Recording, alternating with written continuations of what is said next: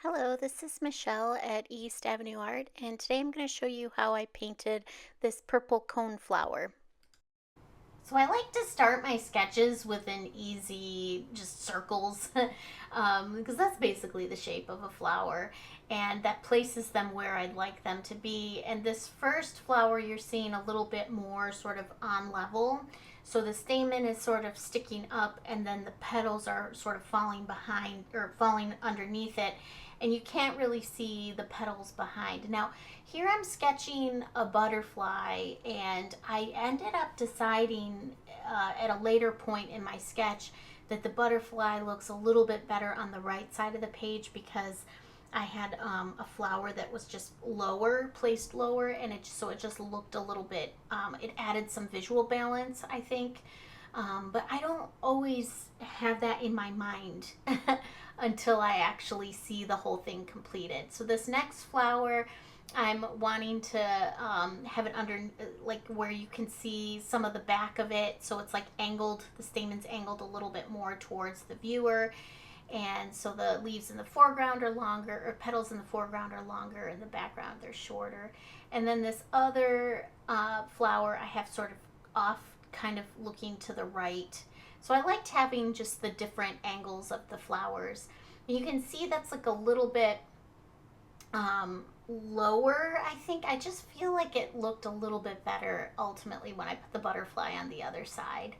And here I am going over my sketch on tracing paper, and I'm using a pink pen because I'm going to scribble all over the back side of this trace so that I can transfer, and there I go doing that, transfer the pencil marks over to my sketch pad. And I also decided after the fact to just put my my butterfly on that right side, and I just thought it gave it a little bit more of a visual interest. And there you see me sketching over my pink ink marks. And on the back side of that is the pencil that I scribbled. So when I trace over it, it transfers that pencil over to my watercolor paper. And you saw all of the erasing that I did.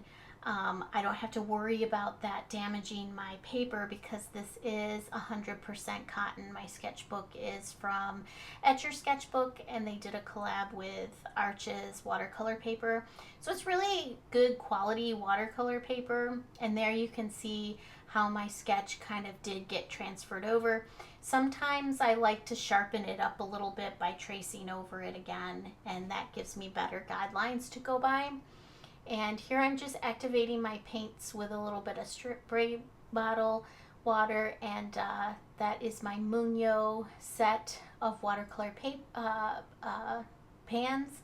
And so I'm mixing up a lot for the petals. I'm starting with purple, and I added in a lot of water just to get that kind of really nice light purple there. And here I'm going through and painting in sort of every other petal. And that's like a number 2 round brush, so it's got a really nice point. And the reason why I'm going every other petal rather than petals next to each other is because I want those petals kind of differentiated. So if I paint them, let them dry, and then paint one next to it, then I can really, make sure that that looks like it's a separate petal rather than just one blob. The other thing that I'm doing is while my paint is still wet, I have a brush that has a really nice point on the back of it, on the end of it, on the back side, not the brush side. And I really like to use that, and here I go, to create my veining that I see in these purple cone flowers in the petals. And so that's like a really nice way if you just drag the back of your brush, so not the brush side but the handle side, your handle, the bottom of it across, and then you just kind of like do that while it's wet. It creates those really nice lines that would be really hard to achieve with the actual brush itself. So I did a few petals from all three of the flowers, and that gives the original ones that I started with enough time to dry. So I'm going back in and doing some of the petals that are touching, and again, I think that allows it allows all of the petals to look distinct from each other rather than just one big blob, because that's kind of what you have with watercolor is anywhere the area is wet, the paint is going to go. And if you've got sort of dry paint next to it, then it'll kind of stay separate. And that is how I'm kind of achieving this these petals and making them look like they're not just all connected, right? And again, so I'm just following that same process and making sure that my petals in the background are a little bit shorter, the ones that you can see behind the stamen, and that the ones in the foreground are a little bit longer. And I also, am trying to get sort of a little bit of a jaggedy look. I don't know if that's a word, but I guess a jagged look to my petals, right? They're not just kind of perfect little shapes. That's kind of what makes painting things from the natural world a little bit more fun, is that it doesn't have to be perfect, right? Like, in fact, if you make it too perfect of a shape or too, even, it sort of doesn't look real. And so I really appreciate that about painting things in the natural world. So there are going to be some petals that are somewhat underneath the main petals that I started with. So one thing that I'll do is I will be creating a bit of a shadow color. Once I lay down all of the paint for where the petals are, and that's gonna help me to differentiate, because right now it's looking a little, because I've got lots and lots of petals and some of them are overlapping, and you as the viewer probably can't tell which ones are overlapping with each other. And one of the ways that I'll fix that is by creating a shadow color in a few minutes here. So I just continue to add more petals following the same process. While it's still wet, I drag the base of the brush across to create, a couple little veins on the leaves, but you can see where it's looking a little bit jumbly because there's overlapping leaves. So I added orange into my purple and a little bit of green as well. And I'm trying to create, and I put in a little more purple there, and that's to create a little bit of a shadow color from that base color. And I'm gonna go in with some of these petals that are overlapping or that are creating shadows on the other petals, or sometimes some of the petals are behind, like that one. And I'm just trying to kind of create that sense of depth where there would be a shadow of a petal overlapping another petal, or a petal behind that's not getting quite as much sunlight. And that's another way that you can kind of demonstrate and differentiate between the petals. And yeah, sometimes if I have too much pigment on my brush, I can always just like sort of drop off some of it in my paper towel there.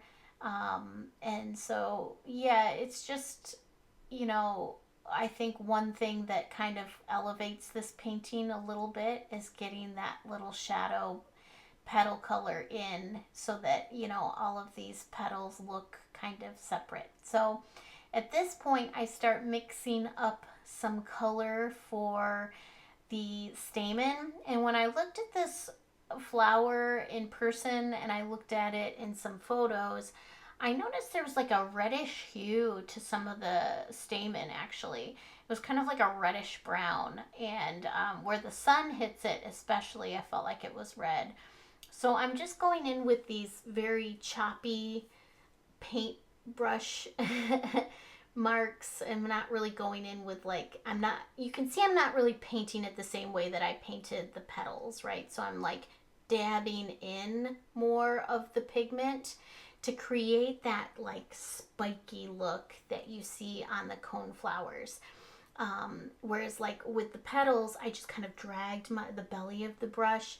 More with the coneflower part, I'm using more of the tip of my brush and I'm just kind of like dotting in the color, and then I'm mixing in the brown, which is like a nice shadow, I think, for that red. And I try to kind of blend them as I move up the cone stamen, I guess. And then, you know, sometimes I want to mix the colors a little bit, and so I'll like usually wipe off my brush to get a little bit of a cleaner brush, but still damp, to kind of get that nice mix. And I think that's kind of creating that sense of like unevenness and the rough texture of that stamen. So again, all three of these I'm trying to just like make sure that I dot and make this kind of jagged looking aspect to the stamen, because you know that's kind of what I'm seeing. And then again, just dropping in the brown color gives it a little bit, I think, of a sense of realism there. At this point, I start mixing up a little bit for the stem, and I took a very bright green, but I put a little bit of red in there, and red is the complementary color for green. It's opposite the color wheel, and so it gives it that really nice natural look. I feel like greens you've got to be kind of careful with, and make sure that they look sort of natural, because they can be really sort of gaudy, I think, at least in my palette. And so I kind of like putting in red to get just a little bit more earthiness there. And one of the things I noticed about the purple coneflowers is that they didn't have leaves on their stems, and I didn't see, so I didn't see any leaves, and I also didn't really, I felt like they were kind of thick. I ended up not really liking the way this looked. And so I ended up kind of changing what I thought I was going to do with this painting sort of midstream. At first, I really thought I was just going to have the flowers there and the butterfly, and that was just going to be kind of that. But I really hated the way those stamen looked. One thing I'll point out though is if you see underneath the flower and then where the two stems meet on the right side, that I put a little bit of shadow there. So I did a little bit of a thicker consistency of my green stem color, and I, created a bit of a shadow on that stem. And so I mixed up like a brown and an ochre yellow for the monarch butterfly. That's kind of, to me, gave me a good approximation of the golden color of the butterfly. So I'm going to, just put that initial color down, but I ended up leaving that alone for quite a while, actually. So it takes a while for the butterfly to take shape.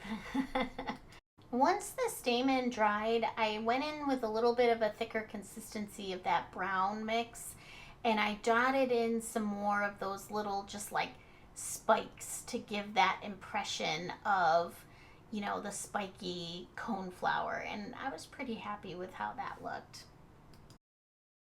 Okay, so I waited for everything to dry, and when I say that I changed course with this painting, this is kind of what I mean. So I mixed up a nice green. I put a little touch of red in that green, and I have a fairly big brush there. You can see that's a number 12, and I'm really trying to mix up a lot of water, and you can see I put in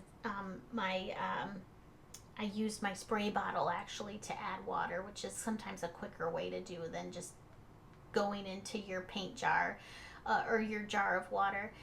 So first I decided I wanted to put like a background onto this painting. Now normally if I had planned to do this from the start, I actually would have done this first and I would have put some art masking fluid down where I was planning on the flowers being and the butterfly being, because it just makes the painting aspect a lot easier, because now I'm like kind of having to bob and weave, and I don't want to paint green over my purple flowers or my coneflower, you know.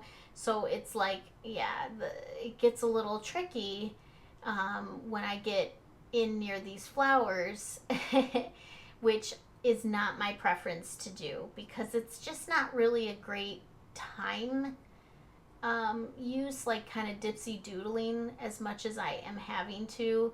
And you can see I'm moving around because, you know, I got this paper really damp, and I also switched. Oh, yeah, I switched brushes. I switched to a smaller brush once I got in close to where the petals were, because I, you know, obviously don't have as much control with such a big brush. So I switched over to a number 6 brush, which is about half the size, a round brush, so that I can get my brush into and around these petals so I'm not painting over them. But this is the kind of work that I dislike doing tremendously because, first of all, I don't like having harsh lines. So if this paint dries, then I'm going to have like harsh lines where I've painted next to dry paint, you know, as far as the background goes. And you can kind of see that happening towards the top. And yeah, so I'm having to scrub a little bit, but it doesn't look quite as flat in this area when it dries, because it did dry and then I had to sort of re-wet it to paint over it. That just annoys me to no end. So it's not quite as smooth of a background when I get around here, because that paint that I'm painting around right now is kind of dried, and you can see it's like not blending as well as the blending that was going on sort of in the areas where I was painting very quickly with that big brush. So you can kind of see it's creating some blooms that I don't love, right near where my brush was, and also right over where the butterfly is. So if you are doing this and you have masking fluid, I would probably start with the masking fluid. And, you know, cover up all of where the flowers are and the butterfly, so that you can just fly through painting over this. And there's several tutorials in my catalog here, where here on YouTube, where I do oh, see, I hate how this looks. See how I'm painting over and I just gotta start over, and it just doesn't look good. Ugh, drives me nuts. But there's a lot of tutorials that I've done in my catalog here on YouTube, where you can see I've used the art masking fluid to avoid this problem entirely, and also to save myself some time. Now that everything's dried, I can go back in and do a little bit of refining of my flowers. And I really made sure that my background was completely dry before I did that, because I don't want any of that purple bleeding out into the green background, right? And I'm just doing a little bit of like some shadow underneath where the stamen is, just to kind of make it seem like it's sitting on those flowers and casting a little bit of a shadow. So I used a little bit more of that shadow color for that. Okay, so I decided to switch over to gouache because there were some things that I kind of wanted to work through. I didn't love how this particular stamen just sort of looked a little too blobby to me. So I pulled up a little bit of that color, and I added some like that reddish color, but I added some white in there just to get a little bit of highlight in there. And I think that added a little bit more definition into that top stamen that was really, really annoying me. And yeah, so I tried to do the same thing on the rest of these, just kind of adding a little bit more depth with the gouache, which will cover up a little bit of the watercolor, because it's a thicker consistency. And with this, I was using my what's called Himi gouache. I used just that jelly gouache. I bought the 24 set of those off of Amazon a few months ago, and I've been experimenting with gouache. I don't really do a full painting with gouache. I just like to kind of use it as an accent, or to sort of maybe correct some of my watercolor sins, just because the opacity really helps me with that. And so this palette that I have there came with that gouache set.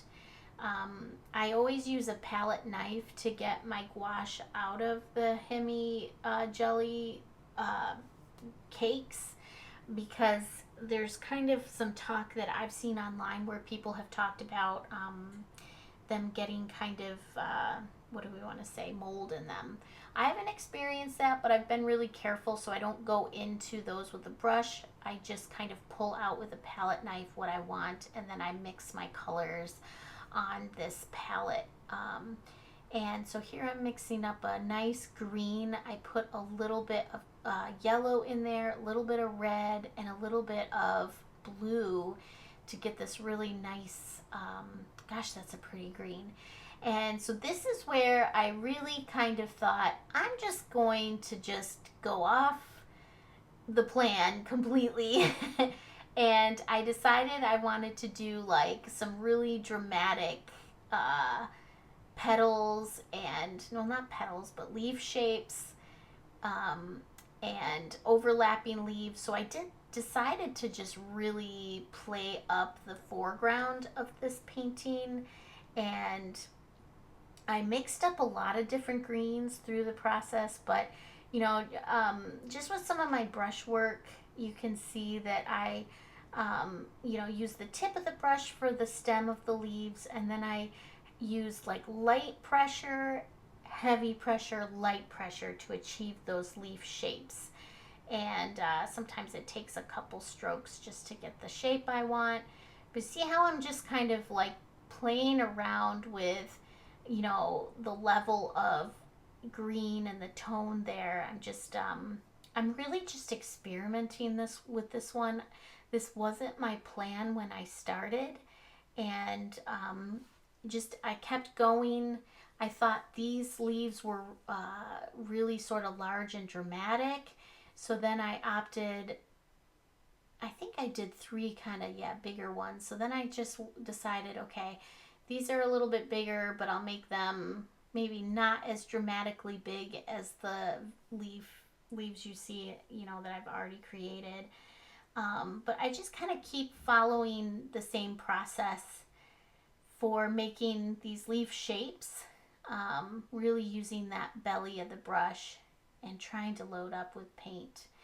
And I'm sorry that bottom part is out of view, but so then I just decided, okay, well, one of these is going to go behind the stem and the flower, so that was kind of like playing around with being in front versus behind, and just to kind of add a little bit of a playfulness, I think.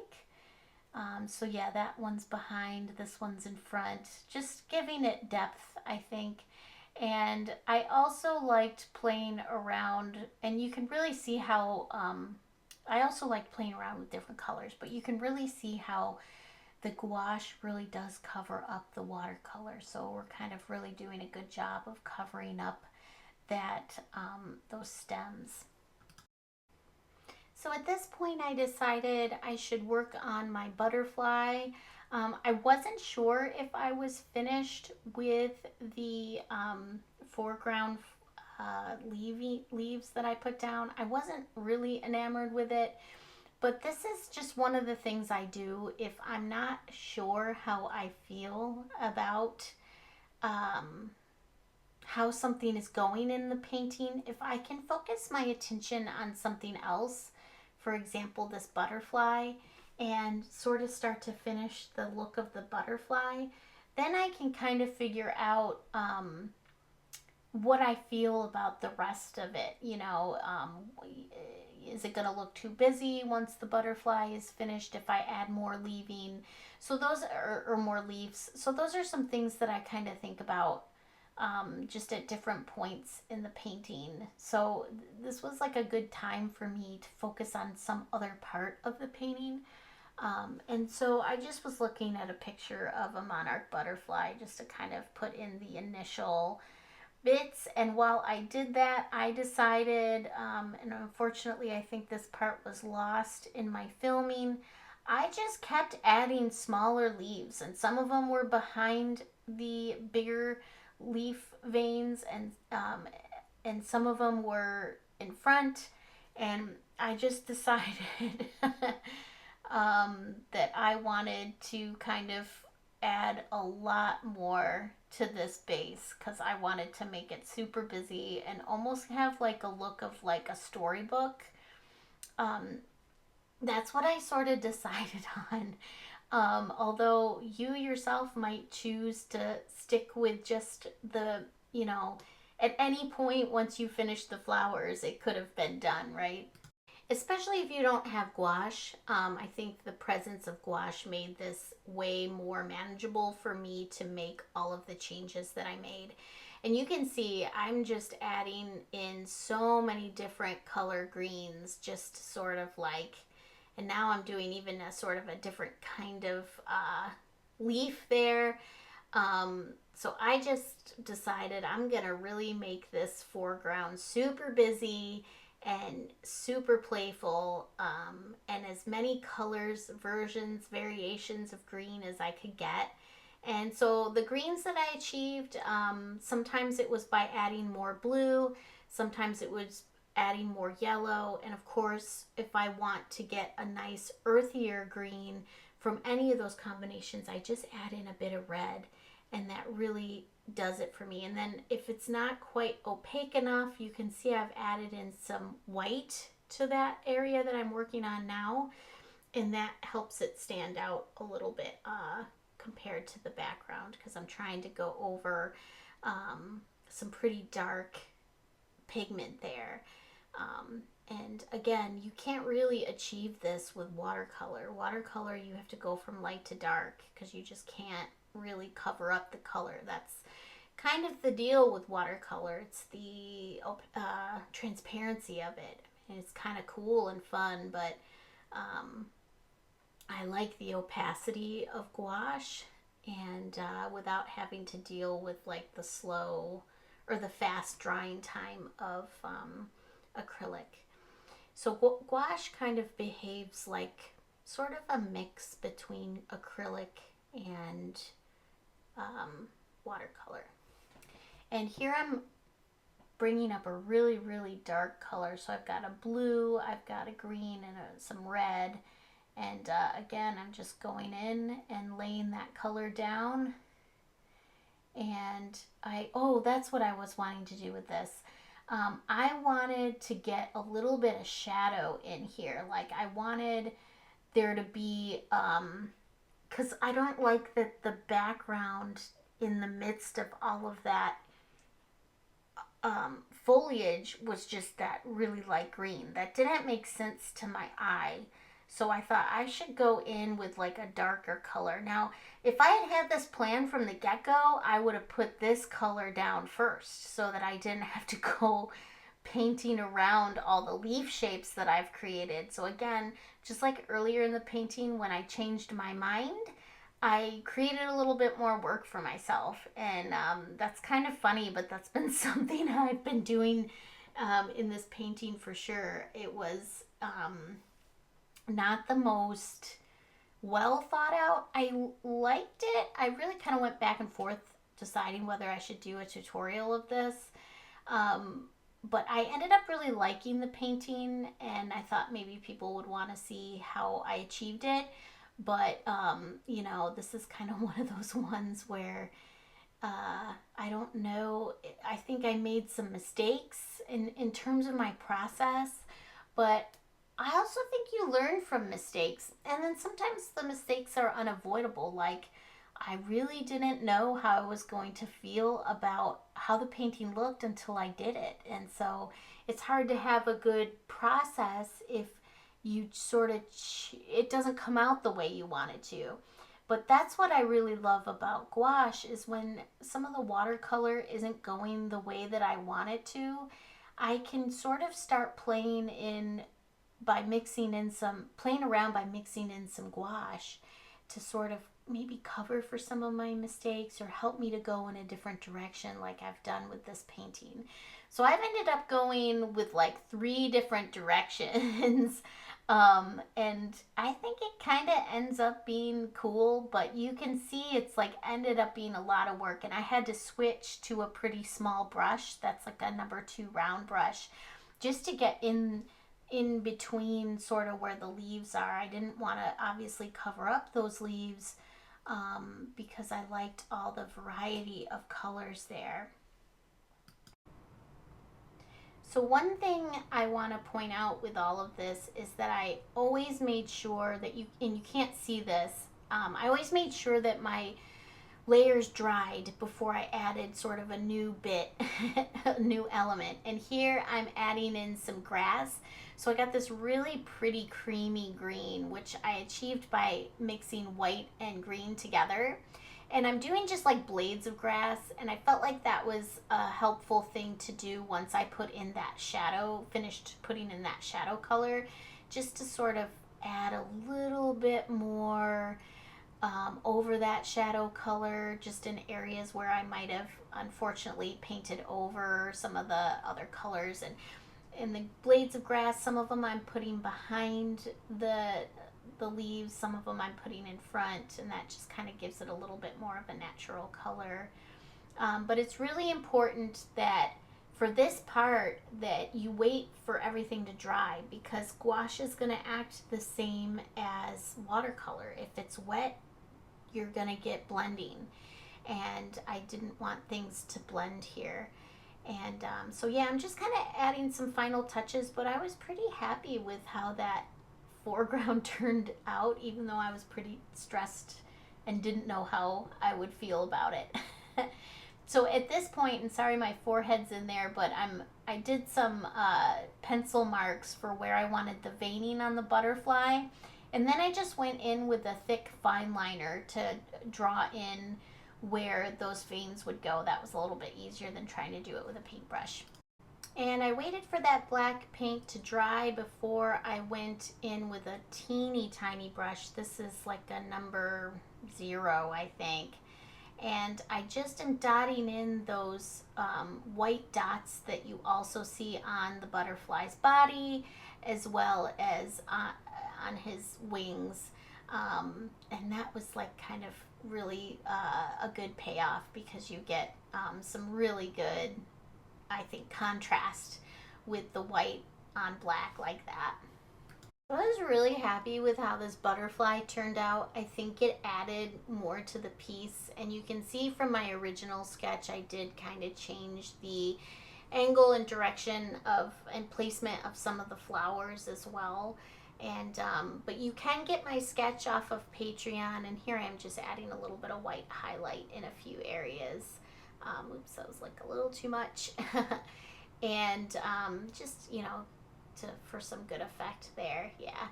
And you can get my sketch for free off of my Patreon. I put, anytime I'm doing a drawing like this for a painting, I do a sketch that's visible too. And here I go with pulling up the sides. The washi tape did a great job of protecting my painting, and there you go. So here is my final version of this. I hope you enjoyed it. It was a little bit of a wild ride because I didn't have a great plan, but if you liked it, please hit like and subscribe. Thanks for watching.